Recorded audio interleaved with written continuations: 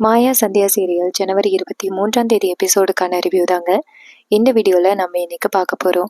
எபிசோடை ஸ்டார்ட் பண்ணுறதுக்கு முன்னாடி இந்த வீடியோவை மறக்காமல் லைக் பண்ணிக்கோங்க. உங்களுடைய ஒவ்வொரு லைக்கும் அடுத்தடுத்து வீடியோ போடும் பொழுது எங்களுக்கு கொஞ்சம் இன்ட்ரெஸ்டிங்காகவும் என்கரேஜிங்காகவும் இருக்கும். எபிசோட் எப்படி ஸ்டார்ட் ஆகுதுன்னா, ஜானகி மாயாட்ட சொல்கிறாங்க, பெரியம்மா நம்மளை சுற்றி கண்டிப்பாக ரொம்ப பெரிய சூழ்ச்சி நடந்துக்கிட்டு இருக்கு. நீங்கள் அது தெரியாமல் பேசாதீங்க. இப்போ நீங்கள் தான் இந்த தப்பு பண்ணீங்க அப்படின்னா போலீஸ் கண்டிப்பாக உங்களை கைது பண்ணிடுவாங்க. ஏன்னா இப்போதைக்கு நான் ஏன் வேண்டான்னு சொல்கிறேன்னா, இதுக்கு பின்னாடி யாரோ ஒருத்தவங்க சூழ்ச்சி பண்ணுறாங்க. நமக்கு முன்னாடி ஒரு சதி நடக்குது. ஏன்னா நம்ம 2 பேரும் தான் அந்த கார்த்தியை புதைச்சோம். நீங்களும் தானே கூட இருந்தீங்க. ஆனால் திடீர்னு அந்த இடத்துல பர்ஸ் எப்படி வந்துச்சு நீங்களே யோசனை பண்ணி பாருங்க. நம்ம ஒன்றும் கதிரோட பர்ஸை கொண்டுட்டு போகல. அந்த இடத்துல எதேச்சியாக எப்படி கதிரோட பர்ஸ் வரும்? இதையெல்லாம் ஒப்பிட்டு பார்க்கும் பொழுது கண்டிப்பாக நமக்கு முன்னாடி ஏதோ ஒரு சதி நடக்குது. நம்ம குடும்பத்தை மாட்டி விடணும் அப்படிங்கிறதுக்காக யாரோ ஒருத்தவங்க இதை பண்ணியிருக்காங்க பெரியம்மா அப்படின்னு. இதை கேட்டதோட ஜானகி சொல்கிறாங்க, என்ன மாயா புதுசாக ஒன்று சொல்கிற அப்படின்னு. அதுக்கு மாயா சொல்கிறாங்க, ஆமாம் பெரியம்மா, குழி தோண்டி கார்த்தியை கண்டுபிடிச்சாங்கல்ல, அந்த இடத்துல கதிரோட பர்ஸ் இருந்துச்சு. அது எப்படி அந்த இடத்துல கதிரோட பர்ஸ் வரும் அப்படின்னு. அப்போ ஜானகி சொல்கிறாங்க, ஆமல்ல, அந்த இடத்துல எப்படி கதிரோட பர்ஸ் வரும்? நம்ம 2 பேருமே கதிரோட பர்ஸை கொண்டுட்டு போகலையே அப்படின்னு. அப்போ மாயா சொல்கிறாங்க, ஆமாம் பெரியம்மா, வேற ஏதோ ஒரு விஷயம் நடந்திருக்கு. அது என்னதானே எனக்கு ஒன்றும் புரியல அப்படின்னு. அப்போ ஜானகி சொல்கிறாங்க, மாயா சீக்கிரம் நீ அந்த கதிரை காப்பாத்து மாயா. அவனுக்கு மட்டும் தண்டனை நிரூபிச்சாங்கன்னா அப்புறம் நம்ம பிள்ளைய வெளியில் கொண்டுட்டே வர முடியாது. அப்புறம் தனாவோட வாழ்க்கை என்ன ஆகுறது அப்படின்னு சொல்லிட்டு பேசிக்கிட்டு இருக்காங்க. அப்ப மாயா சொல்றாங்க, பெரியம்மா கவலைப்படாதீங்க, தனாவோட வாழ்க்கைக்கு எந்தவித ஆபத்தும் வராது. அவளை நான் நல்லபடியா கதிர் கூட சேர்ந்து வாழ வைப்பேன். இது நான் உங்களுக்கு பண்ணி கொடுக்குற சத்தியம் பெரியம்மா அப்படின்னு. அதுக்கு மாயா சொல்கிறாங்க, இங்கே பாருங்க பெரியம்மா, நீங்கள் எதுக்கும் கவலைப்படாதீங்க, எல்லாமே நல்லதாகவே நடக்கும் அப்படின்னு சொல்கிறாங்க.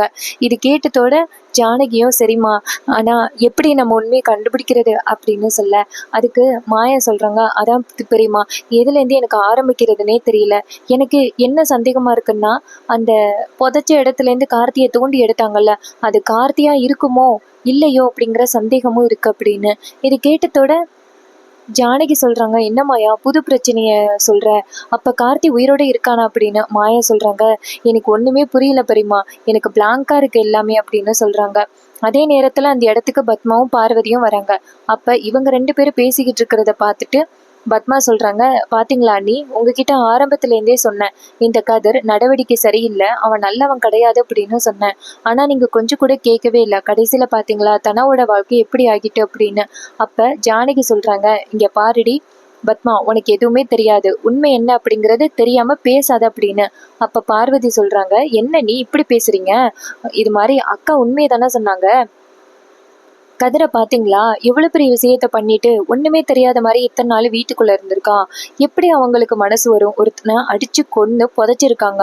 அந்த அளவுக்கு மனசில் இறக்கம் இருக்காது. பாவம் அந்த கார்த்தி சாகும் பொழுது என்ன யோசிச்சிருப்பான்? கொஞ்சம் கூட மனசுல இறக்கமே இல்லையா அப்படின்னு சொல்லி கேட்க, இதை பார்த்ததோட நம்ம ஜானகி ரொம்ப கவலைப்படுறாங்க. அப்போ பத்மா சொல்கிறாங்க, இங்கே பாருங்க நீ, இதுக்கு மேலேயே நீங்கள் வந்துட்டு தனாவுக்கும் கதிரும் ஒன்றா சேர்ந்து வாழ்வாங்கன்னு நினைக்காதீங்க. இது மாதிரி கொலை கேஸில் கதிர் ஜெயிலுக்கு போயிருக்கான். கண்டிப்பாக அவன் ஆயுள் ஃபுல்லாக இருக்க போகிறானோ இல்லை அவனுக்கு மரண தண்டனை கிடைக்க போகுதோ. இனிமே வந்துட்டு உங்கள் தனாவோட வாழ்க்கை என்ன ஆகுறதோ அப்படின்னு சொல்ல, இது கேட்டதோட ஜானகி வந்துட்டு அழுகுறாங்க. அப்போ மாயா நேராக பத்மாவை பார்த்து, இங்கே பாருங்க, இன்னும் தப்பு நிரூபிக்கப்படலை, அதுக்குள்ளேயும் நீங்களா ஒரு முடிவு பண்ணாதீங்க. ஏற்கனவே பெரியம்மா ரொம்ப கஷ்டத்தில் இருக்காங்க, அவங்கள மேலும் கஷ்டப்படுத்தாதீங்க அப்படின்னு சொல்ல, அப்போ பத்மா சொல்கிறாங்க, உன்னால தாண்டி இந்த வீட்டுக்கு அவ்வளோ கஷ்டம் வருது. நீ தான் தேவையில்லாமல் இந்த வீட்டில் பல பிரச்சனைகளை உண்டாக்கி விட்டுட்டு வேடிக்கை பார்த்துக்கிட்டு இருக்க. நீ மட்டும் அந்த கார்த்தியை தாலி கட்ட வச்சிருந்துச்சுன்னா இன்னைக்கு கார்த்தி வந்துட்டு தனா கூட சேர்ந்து சந்தோஷமாக வாழ்ந்துக்கிட்டு இருப்பான். நீ தேவையில்லாம அந்த கார்த்தி கெட்டவன்னு நிரூபிக்கிறேன்னு சொல்லிட்டு அந்த தனா அவனோட அந்த தனக்கு பிடிச்சவனை கல்யாணம் பண்ணக்கூடாது அப்படிங்கிறதுக்காக நீ அப்படியே பிளான் பண்ணி இப்படி பண்ணிட்டியடி அப்படின்னு சொல்லி பேச, இது கேட்டதோட ஜானகி சொல்றாங்க, உங்ககிட்ட நாங்க யாருமே வந்துட்டு ஒப்பீனியனே கேட்கவே இல்லை, உங்க வேலை என்னமோ அதை பார்த்துட்டு போங்க அப்படின்னு சொல்ல, இதை கேட்டதோட பத்மா சொல்றாங்க, யாருதான் இந்த வீட்டுல நல்லது கேட்க போறா? நான் சொல்லிக்கிட்டே இருந்தேன், இந்த வீட்டுல உள்ளவங்க தான் கார்த்தி காணாம போனதுக்கு காரணம்னு சொல்லிக்கிட்டே இருந்தேன். அதே மாதிரி நான் சொன்ன மாதிரி நடந்துருச்சுல அப்படின்னு சொல்லிட்டு அந்த இடத்துல இருந்து போறாங்க. இதை பார்த்ததோட செம்ம டென்ஷன் ஆகும். அப்ப மாயா சொல்றாங்க, பெரியமா அவங்க அப்படித்தான் கண்டபடி வளரிக்கிட்டு இருப்பாங்க. உங்களுக்கு ஏற்கனவே தெரியும்ல, அவங்களுக்கு கதிரை கொஞ்சம் கூட பிடிக்காது. அதனாலதான் அவங்க வந்துட்டு கதிர் மேல இப்படி பழி போட்டுக்கிட்டே இருக்காங்க. நீங்க கவலைப்படாதீங்க பெரியம்மா அப்படின்னு. இதை கேட்டதோட ஜானகியும், சரி மாயா, இருந்தாலும் எப்படி நம்ம கதிரை வெளியில கொண்டு போறது, அதை நினைச்சு பார்த்தாதான் எனக்கு ரொம்ப கவலையா இருக்கு அப்படின்னு. இது கேட்டதோட மாயா சொல்றாங்க, பெரியம்மா நான் அந்த இன்ஸ்பெக்டர் குருவரனை பார்த்துட்டு விசாரிக்கிறேன் என்ன அப்படின்னு. இதை கேட்டதோட ஜானகியும் சரி அப்படின்னு சொல்ல, இது கேட்டதோட மாயாவும் சரி பெரியம்மா நான் கிளம்புறேன் அப்படின்னு சொல்லிட்டு அந்த இடத்துல இருந்து கிளம்புறாங்க. அப்ப நம்ம ஜானகிக்கு ஒரே பயமா இருக்கு. என்ன நடந்திருக்கும், இல்ல உண்மையாவே வேற யாராவது இந்த குடும்பத்தை மாட்டி விடுறதுக்காக இப்படி பண்றாங்களா அப்படின்னு ஒரே குழப்பத்துல இருக்காங்க. அதே நேரத்துல ரகுராம காமிக்கிறாங்க. ரகுராம் ரூம்குள்ள போயிட்டு சரியான கோவத்துல உட்காந்துருக்கு. அப்ப சிவா நேரா ரகுராம பார்த்து, இங்க பாருங்கண்ணா, கோவப்பட்டு எந்த வித பிரயோஜனமும் இல்லை. என்னதான் இருந்தாலும் நம்ம வீட்டு பொண்ணை அவன் கல்யாணம் பண்ணியிருக்கான். அதனால எப்படியாவது அவனை வெளியில கொண்டுட்டு வரத்துக்கு முயற்சி பண்ணணும் அப்படின்னு. அதுக்கு ரகுராம் சொல்றாரு, இங்க பாரு சிவா, அதை பத்தி நான் பாத்துக்கிறேன். அந்த மாதிரி கொலைக்காரன் கூட எல்லாம் என் பொண்ணு வாழணும் அப்படின்னு அவசியமே கிடையாது. அவன் இறக்கமே இல்லாம எப்படி கார்த்தியை கொண்டு இருப்பான். அதே மாதிரி என் பொண்ணை ஏதாவது பண்ணிட்டான்னா என்ன பண்றது? இனிமே அவனுக்கும் என் பொண்ணுக்கும் எந்தவித சம்மந்தமும் இல்லை. நீ அவனுக்கும் இவனுக்கும் ஒரு விவாகரத்தை ஏற்பாடு பண்ணு. நான் என் பொண்ணுக்கு நல்ல இடத்துல பார்த்து கல்யாணம் பண்ணி கொடுக்குறேன் அப்படின்னு. இதை கேட்டதோட சிவா சொல்றாரு, அண்ணா எதுவா இருந்தாலும் கொஞ்சம் பொறுமையா முடிவெடுங்க அப்படின்னு. அப்ப ரகுராம் சொல்றாரு, இதுக்கு மேல என்ன சிவா பொறுமையா முடிவெடுக்க சொல்ற? அவன் ஜெயிலுக்கு போயிட்டான், அதுவும் கொலை கேஸ்ல. இனிமே அவன் வெளியில வருவானோ இல்ல வெளியில வராமையே இருப்பானோ யாருக்கு தெரியும். இதுக்கு மேலேயும் அவனை நம்பி என் பொண்ணோட வாழ்க்கை வீணா போகக்கூடாது அப்படின்னு. அதே நேரத்துல தனா ரூம்குள்ள வராங்க. வந்துட்டு அப்பா அப்படின்னு சொல்ல, அப்ப ரகுராம் நேரா தனாவை பார்த்துட்டு கண் கலங்குறாரு. அப்ப தனா சொல்றாங்க, அப்பா ஏன்பா அழுகுறீங்க அப்படின்னு. அப்ப ரகுராம் சொல்றாரு, பாத்தியாமா, உன் வாழ்க்கை ஒழுங்கா அமையாம போயிருச்சு, என்னை மன்னிச்சிருமா அப்படின்னு. அப்போ தனா சொல்கிறாங்க, அப்பா ஏன்பா எனக்காக கவலைப்படுறீங்க, கவலைப்படாதீங்கப்பா அப்படின்னு. அப்போ ரகுராம் சொல்கிறாரு, இல்லைம்மா, உன்னை ஒரு நல்ல இடத்துல கல்யாணம் பண்ணி கொடுத்து நீ சந்தோஷமாக இருக்கணும் அப்படின்னு தான் நினச்சேன். ஆனால் உனக்கு இப்படி தொடர்ந்து பிரச்சனை வரும்னு நான் எதிர்பார்க்கவே இல்லைம்மா அப்படின்னு. அப்போ தனா சொல்கிறாங்க, அப்பா நீங்கள் கவலைப்படாதீங்க அப்பா, நடக்கிறது எல்லாம் நன்மைக்குன்னு நினச்சிக்கிடுங்க. கதிர் கண்டிப்பாக அப்படி பண்ணியிருக்க மாட்டான்ப்பா, ஏன்னா கதிர் உங்கள் வளர்ப்புப்பா அப்படின்னு. அப்போ ரகுராம் சொல்றாரு, எப்படிம்மா நீயும் கதிரை நம்புற அப்படின்னு. அப்ப தனா சொல்றாங்க, அப்பா அது உங்க வளர்ப்புப்பா, கதிர் வந்துட்டு நீங்களும் அம்மாவும் சேர்ந்து வளர்த்தவங்க. அதனால கண்டிப்பா கதிர் இந்த மாதிரி தப்பு பண்ணியிருக்கிறதுக்கு வாய்ப்பே இல்லை. நீங்களே யோசனை பண்ணி பாருங்க. அவனா வாலண்டியரா எப்படி பர்ஸ் அந்த இடத்துல போட்டுட்டு வருவான்?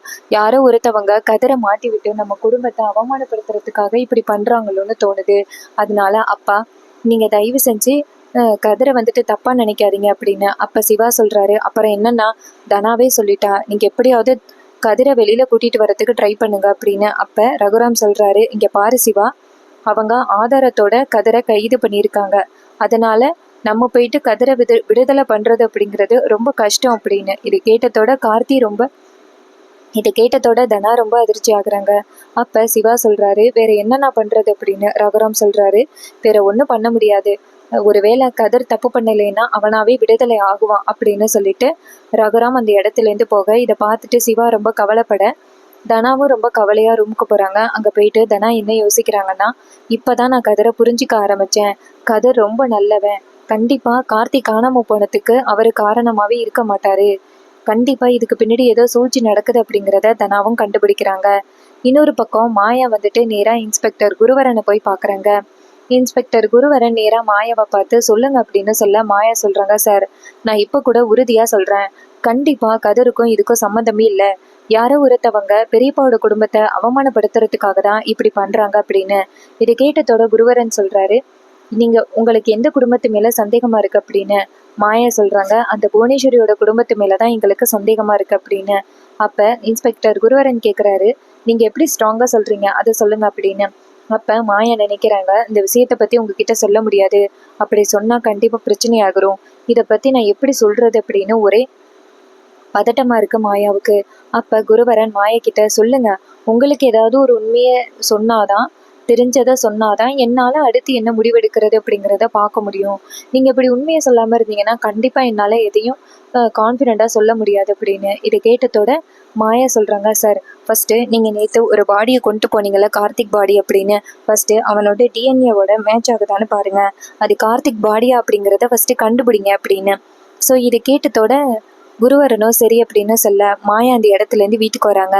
குருவரன் நினைக்கிறாரு, மாயா எதுக்காக இப்படி சந்தேகப்படுறாங்க, ஆரம்பத்துலேருந்து பெரியப்பாவோட குடும்பத்துக்கும் அந்த குடும்பத்துக்கும் ஆகாது அப்படின்னு எனக்கு தெரியும். ஸோ நம்ம கண்டுபிடிக்கணும், ஒரு வேளை இப்படி கூட இருக்கலாம்ல, அப்பாவை அவமானப்படுத்துறதுக்காக அந்த குடும்பத்தில் உள்ளவங்க இப்படிப்பட்ட ஒரு காரியத்தை பண்ணியிருக்கிறதுக்கு வாய்ப்பு இருக்குது. சரி, இவங்க சொல்கிற மாதிரி அந்த கார்த்தி உண்மையாகவே அவன்தானா அப்படிங்கிறத நம்ம டிஎன்ஏ டெஸ்ட் எடுத்துருவோம் அப்படின்ட்டு குருவரன் நேராக ஒரு இன்ஸ்பெக்டரை கூப்பிட்டு, இன்ஸ்பெக்டர் நேற்று ஒரு பாடியை ரெக்கவர் பண்ணோம்ல, அது கார்த்தி தானா அப்படிங்கிறத ஐடென்டிஃபை பண்ணி எனக்கு வந்துட்டு ஒரு சர்டிஃபிகேட்டை கொடுங்க அப்படின்னு. இதை கேட்ட போலீஸும் சரி அப்படின்னு சொல்லிட்டு நேராக அந்த கார்த்தியை வந்துட்டு டெஸ்ட் பண்ணுறதுக்காக போகிறாங்க. ஒரு சர்டிஃபிகேட்டும் கிடைக்கிது. இன்னொரு பக்கம் நம்ம மாயா வீட்டுக்கு போனதோட ஜானகி கேட்குறாங்க, மாயா என்னாச்சு, போலீஸ் என்ன சொன்னார் அப்படின்னு. மாயா சொல்கிறாங்க, அவரால் எதுவும் சொல்ல முடியலம்மா, ஏன்னா கிடைச்ச ஆதாரம் அப்படி அப்படின்னு. இது கேட்டதோட ஜானகி சொல்கிறாங்க, பாவம் கதர், என்னால் தான் இப்போ ஜெயிலில் இருக்கான், அவனை எப்படி நான் வெளியில் கூட்டிகிட்டு வர்றது அப்படின்னு. மாயா சொல்கிறாங்க, நான் எப்படியாவது கதிரை போராடி வெளியில் கூட்டிகிட்டு வந்துடுவேன், நீங்கள் கவலைப்படாமல் இருங்க பெரியம்மா அப்படின்னு. அதே நேரத்தில் நம்ம தனா அந்த இடத்துக்கு வராங்க. தனா வந்ததோட மாயா நேராக ஜானகிட்ட, பெரியம்மா இந்த விஷயத்தை பற்றி நீங்கள் தனா கிட்ட சொல்லக்கூடாது அப்படின்னு. இது கேட்டுட்டு ஜானகியும் சரி அப்படின்னு சொல்ல, தனா அந்த இடத்துக்கு வந்துட்டு நேராக ஜானகியை பார்த்து, அம்மா உன் மடியில் படுத்துக்கவா அப்படின்னு சொல்ல, ஜானகி சொல்கிறாங்க, அதுக்கு என்னடா படுத்துக்க அப்படின்னு சொல்ல, அப்போ தனாவை மடியில் படுக்க வச்சுக்கிறாங்க. தனா தூங்குறாங்க. அப்போ மாயா நினைக்கிறாங்க, தனா ரொம்ப பாவம், இப்போ தான் கதிரை ஏற்றுக்கிட்டு வாழலாம்னு முடிவு பண்ணா, அதுக்குள்ளேயும் கதிருக்கு இப்படி ஆகிட்டே அப்படின்னு மாயா ரொம்ப கவலையோட பேசுகிறாங்க. அதே நேரத்தில் குருவரனுக்கு டெஸ்ட் ரிசல்ட் வருது. குருவரன் அதை பார்த்ததோட ரொம்ப அதிர்ச்சி ஆகுறாரு. இதுக்கு சான்ஸே இல்லை, அப்போ இது யார் அப்படின்னு குருவரன் ஷாக் ஆகுறாரு. அதே நேரத்தில் குருவரன் நேராக மாயாவுக்கு கால் பண்ணுறாங்க. மாயா ஃபோன் அட்டன் பண்ணதோட குருவரன் சொல்கிறாரு, மிஸ் மாயா உங்களை நான் பார்க்கணும் அப்படின்னு. மாயா சொல்கிறாங்க, ஓகே சார் நான் கண்டிப்பாக வரேன் அப்படின்னு சொல்லிட்டு மாயா நேராக ஜானகிட்ட, பெரியம்மா நான் அவங்கள வந்துட்டு அது கார்த்தியா அப்படிங்கிறத டெஸ்ட் எடுக்க சொன்னேன், அவரும் டெஸ்ட் எடுத்துட்டாரு, இப்போ என்னை அவசரமாக கூப்பிட்றாரு அப்படின்னு. அப்போ ஜானகி சொல்கிறாங்க, சரி மாயா போயிட்டு வா அப்படின்னு சொல்ல மாயா நேராக இன்ஸ்பெக்டர் குருவரனை பார்க்க போகிறாங்க. அங்கே போனதோட குருவரன் நேராக மாயா கிட்ட, இங்கே பாருங்கள், நீங்கள் சொன்னது உண்மைதான், அங்கே இருக்கிறது அது கார்த்தியே கிடையாது, இது வேற யாரோ அப்படின்னு. இதை கேட்டதோட மாயா சொல்கிறாங்க, சார் அதுக்கு வாய்ப்பே இல்லை அப்படின்னு. அப்போ குருவரன் சொல்கிறாரு, அங்கே இருந்தது கன்ஃபார்மாக கார்த்தி கிடையாது, வேற யாரோ ஒருத்தவங்க, ஆனால் அவங்க தான் கார்த்தி அப்படின்னு வீட்டில் உள்ளவங்க சொல்லிட்டாங்க, நானும் சொல்லிட்டேன், இதுக்கு அடுத்து என்ன பண்ணுறது, ஒருவேளை கார்த்தி உயிரோட தான் இருக்கானா, இந்த இடத்துல எப்படி வேறு ஒருத்தவனை புதைச்சி வச்சிருக்காங்க அப்படின்னு.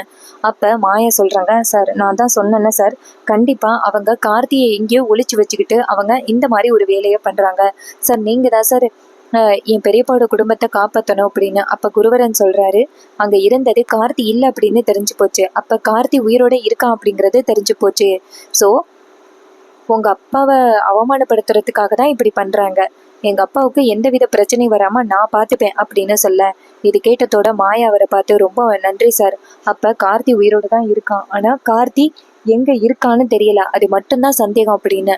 அப்போ குருவரன் சொல்கிறாரு, நீங்கள் அப்போ புவனேஸ்வரி மேலே தான் சந்தேகப்படுறீங்களா அப்படின்னு. அப்போ மாயா சொல்கிறாங்க, புவனேஸ்வரி, மகாலிங்கம், அப்புறம் பசுபதி, அவங்க 3 பேரும் சேர்ந்து தான் ஏதோ ஒரு சூழ்ச்சியை பண்ணிக்கிட்டு இருக்காங்க சார்.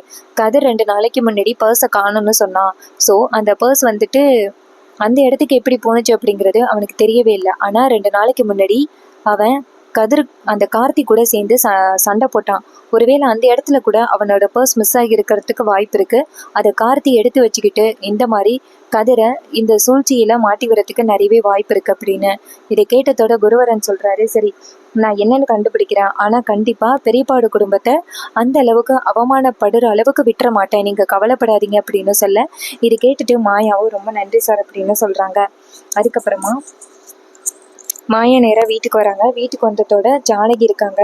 அப்போ நம்ம மாயா நேராக ஜானகியை பார்த்து, பெரியம்மா அப்படின்னு சொல்ல, ஜானகி நேராக மாயா கிட்ட, சொல்லு மாயா என்னாச்சு, அவர் என்ன சொன்னார், கதிரை வெளியில் கொண்டுட்டு வந்துடலாமா அப்படின்னு. அப்போ மாயா சொல்கிறாங்க, பெரியம்மா நமக்கு முன்னாடி ரொம்ப பெரிய சூழ்ச்சி நடந்திருக்கு, அன்னைக்கு நம்ம 2 பேரும் தானே கார்த்தியை கொண்டு போய் புதைச்சோம், ஆனால் அங்கே இருந்தது கார்த்தியே கிடையாது, அவரை டெஸ்ட் பண்ண சொன்னேன்னு, டெஸ்ட் பண்ண பிறகு பார்த்தா அது கார்த்தியே இல்லை, வேற யாரோ ஒருத்தவங்கள பாடியை புதைச்சி அந்த புவனேஸ்வரி நம்ம குடும்பத்தை மாட்டி விட்டுருக்காங்க. கண்டிப்பாக கார்த்தி இறக்கலைன்னு மட்டும் நல்லா தெரியுது. நீங்கள் கார்த்தியை கொல்லலை பெரியம்மா அப்படின்னு சொன்னதோட தான் நம்ம ஜானகிக்கு நிம்மதி வருது. எப்படி மாயா இதெல்லாம் எப்படி சாத்தியமாகும் அப்படின்னு. அப்போ மாயா சொல்கிறாங்க, அதான் பெரியம்மா எனக்கும் புரியல, இது எப்படி சாத்தியம்னே தெரியல, ஆனால் கண்டிப்பாக இது நடந்திருக்கு. கார்த்தி உயிரோட தான் இருக்கான். நம்ம மட்டும் அந்த புவனேஸ்வரியோட வீட்டுக்கு போனோம்னா கண்டிப்பாக உண்மையை கண்டுபிடிச்சிடலாம் அப்படின்னு. இது கேட்டதோட ஜானகியும் சரி அவன் வீட்டுக்கு எப்படி போகிறது அப்படின்னு சொல்ல மாயா சொல்கிறாங்க, பெரியம்மா அதை நான் பார்த்துக்கிறேன், இன்ஸ்பெக்டர் குருவரன் கிட்ட நான் கேட்குறேன் என்ன பண்ணலாம் அப்படின்னு. இது கேட்டதோட ஜானகியும் அவர் ஹெல்ப் பண்ணுவாரா அப்படின்னு சொல்ல அப்போ மாயா சொல்கிறாங்க, கண்டிப்பாக நம்ம குடும்பத்தை காப்பாற்றுறதுக்கு ஹெல்ப் பண்ணுறேன்னு சொல்லிட்டாரு. இதுக்கு பின்னாடி புவனேஸ்வரி இருக்கா அப்படிங்கிறதையும் அவர் தெரிஞ்சுக்கிட்டாரு. ஸோ நமக்கு ஹெல்ப் பண்ணுறதுக்கு ஒத்துக்கிட்டாரு அப்படின்னு. இதை கேட்டதோட ஜானகியும் அந்த பிள்ளை நல்லா இருக்கணும், சீக்கிரம் உண்மையை கண்டுபிடிங்க அப்படின்னு சொன்னதோட மாயாவும் சரி அப்படின்னு சொல்லிட்டு அந்த இடத்துலேருந்து கிளம்புறாங்க. இன்னொரு பக்கம் நம்ம ஜானகி நேராக சாமி கிட்ட போயிட்டு என் கையால் ஒரு உயிரை கொண்டுட்டனே அப்படின்னு நிம்மதி இல்லாமல் இருந்தேன். ஆனால் கார்த்தி உயிரோட இருக்கான் அப்படின்னு தெரிஞ்ச பிறகுதான் எனக்கு நிம்மதியாக இருக்குது. ஒரு பக்கம் நிம்மதியாக இருந்தாலுமே ஒரு பக்கம் என் பிள்ளைய மறுபடியும் அவன் பயமுறுத்த ஆரம்பிச்சிருவானே அப்படிங்கிறத நினச்சி பார்த்தாதான் எனக்கு இன்னும் ரொம்ப கவலையாக இருக்குது அப்படின்னு சொல்லிட்டு ஜானகி ரொம்ப கவலைப்படுறாங்க. இன்னொரு பக்கம் நம்ம தனாவுக்கு தெரியாது, ஒருவேளை கார்த்தி மறுபடியும் உயிரோட இருக்காரு அப்படின்னு தெரிஞ்சிச்சுன்னா நம்ம தனா மறுபடியும் பயப்பட ஆரம்பிப்பாங்க. கார்த்தி உயிரோட இல்லை அப்படின்னு தெரிஞ்சுதான் தனாவை கொஞ்சம் நிம்மதியாக இருக்காங்க. மறுபடியும் கார்த்தி உயிரோட வந்தான்னா கண்டிப்பாக தனாவை டார்ச்சர் பண்ணுவான். என்ன நடக்குதுன்னு வாங்க பார்ப்போம். இன்னொரு பக்கம் மாயா வந்துட்டு நேராக அந்த புவனேஸ்வரியோட வீட்டுக்கு போகிறாங்க. புவனேஸ்வரியும் அந்த பசுபதியும் சேர்ந்து ஏதோ ஒரு முக்கியமான வேலையாக வந்துட்டு எங்கேயோ போயிட்டாங்க. அப்போ நம்ம மாயாவும் என்ன பண்ணுறாங்கன்னா நேராக அந்த வீட்டுக்குள்ளே போகிறாங்க. அங்கே போயிட்டு எங்கே பார்த்தாலும் பொதுவாக தேடி பார்க்குறாங்க. அப்போ கார்த்தி ரூம்குள்ளே உட்காந்துருக்காரு. இதை பார்த்ததோட மாயாவுக்கு செம்ம ஷாக்கு. இவன் உயிரோட உட்காந்துருக்கானே அப்படின்ட்டு மாயா ஃபோட்டோ எடுக்கிறாங்க. அப்போ டக்குன்னு கார்த்தி மாயாவை பார்த்துடுறாரு. அப்போ மாயா வந்துட்டு கார்த்தியை பார்த்ததோட அதிர்ச்சியாகி அங்கேருந்து ஓட பார்க்குறாங்க. அப்போ கார்த்தி டக்குன்னு நில்லுடி அப்படின்னு சொல்லிட்டு மாயாவை தடுக்கிறாரு. அப்போ மாயா சொல்கிறாங்க, அட்ட பாவி நீ உயிரோட தான் இருக்கியா, உன்னை கொண்டுட்டமேன்னு நினச்சி பெரியம்மா எந்த அளவுக்கு கவலைப்பட்டாங்க தெரியுமா, நீங்கள் எல்லாரும் சேர்ந்து என் குடும்பத்தை அவமானப்படுத்துறதுக்காக தான் இப்படி பண்ணுறீங்களா அப்படின்னு கேட்க அப்போ கார்த்தி சொல்கிறாரு, ஆமாம் நீ எப்படி எவ்வளோ தைரியம் இருந்தால் உன் பெரியம்மா என் தலையில் இரும்பால் அடிப்பா, அவளை கண்டிப்பாக நான் பழி வாங்காமல் விட மாட்டேன் அப்படின்னு. நாங்கள் வந்துட்டு உங்கள் குடும்பத்தையே நாங்கள் பழி வாங்க போகிறோம், பாத்தியா எவ்வளோ ஈஸியாக அந்த கதிரை ஜெயிலுக்கு அனுப்பியாச்சு, இந்த ஊரே உங்களை கொலகார குடும்பம்னு சொல்லுது அப்படின்னு கார்த்தி சொல்ல அப்போ மாயா சொல்கிறாங்க, உன்னை விட மாட்டேன்டா, இந்த ஃபோட்டோவை மட்டும் நான் கொண்டு போய் நான் போலீஸ்கிட்ட காமிச்சேன்னா நீ செமையா சிக்கின அப்படின்னு. அதுக்கு கதிர் சொல்கிறாரு, எது இந்த ஃபோட்டோவா அப்படின்ட்டு மாயாவோட ஃபோனை பிடுங்க. மாயா வந்துட்டு ஃபோனை கொடுடா அப்படின்னு சொல்லி கேட்குறாங்க. அதுக்கு கார்த்தி சொல்கிறாரு, நான் ஃபோனை கொடுக்க மாட்டேன், ஃபோனை கொடுத்தா நீ மாட்டிப்பியல்ல அப்படின்னு. அதே நேரத்தில் புவனேஸ்வரியும் பசுபதியும் வந்துடுறாங்க. அப்போ 2 பேரும் கார்த்தியை பார்த்துறத பார்க்குறாங்க. அப்போ புவனேஸ்வரி நேராக மாயா கிட்ட வந்துட்டு எதுக்குடி இங்கே வந்த அப்படின்னு சொல்ல மாயா சொல்கிறாங்க, கார்த்தி உயிரோட தான் இருக்கான், ஆனால் நீங்கள் எல்லாருமே கார்த்தி இறந்துட்டான்னு சொல்லி என் குடும்பத்தை அவமானப்படுத்துறீங்கல்ல, உங்களை சும்மா விட மாட்டேன் அப்படின்னு. அதுக்கு புவனேஸ்வரி சொல்கிறாங்க, உன்னால் என்ன பண்ண முடியும், அதான் கதிரை கைது பண்ணிட்டு போயிட்டாங்க, அப்புறம் என்ன அப்படின்னு. மாயா சொல்கிறாங்க, உங்களை சும்மா விட மாட்டேன், நான் போலீஸ்கிட்ட போய் சொல்கிறேன் அப்படின்னு சொல்ல அப்போ புவனேஸ்வரி கார்த்திக்கிட்ட நீ ஃபோனை வாங்கிட்டியல்ல, இனிமே எதை வச்சு நீ ப்ரூவ் பண்ணுவ அப்படின்னு சொல்ல மாயா சொல்கிறாங்க, நான் போலீஸை கூட்டிகிட்டு வரேன் அப்படின்னு சொல்லிட்டு மாயா அந்த இடத்துலேருந்து போகிறாங்க. இந்த ப்ரெடிக்ஷன் உங்களுக்கு பிடிச்சிருந்துச்சுன்னா இந்த வீடியோக்கு ஒரு லைக் பண்ணிக்கோங்க. நம்ம சேனலை சப்ஸ்கிரைப் பண்ணிவிட்டு பக்கத்தில் உள்ள பெல் ஐகானை கிளிக் பண்ணி ஆல்னு செட் பண்ணிக்கோங்க. அப்போ தாங்க நியூ வீடியோ போடும் பொழுது உங்களுக்கு நோட்டிஃபிகேஷன் வரும். அடுத்து என்னெல்லாம் நடக்க வாய்ப்புகள் இருக்குது அப்படிங்கிறத பற்றி தெரிஞ்சுக்கணும் அப்படின்னாலும் சேனலை மறக்காமல் சப்ஸ்கிரைப் பண்ணிக்கோங்க.